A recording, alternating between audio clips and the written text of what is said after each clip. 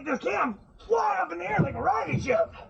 All you have to do is get one of these little firecrackers here, huh? First, you take a nail and you poke a hole in the can. Then you get some tape. You tape this inside the can. My fingers are too fat.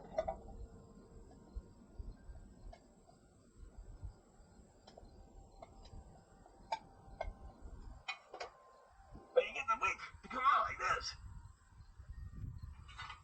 Let's go get ready to light it. I got a dog dish here.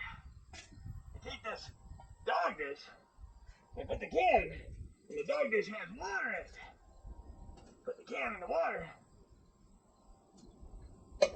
and we light it up, and it's gonna go boom, just like that. Come on, let's go over here.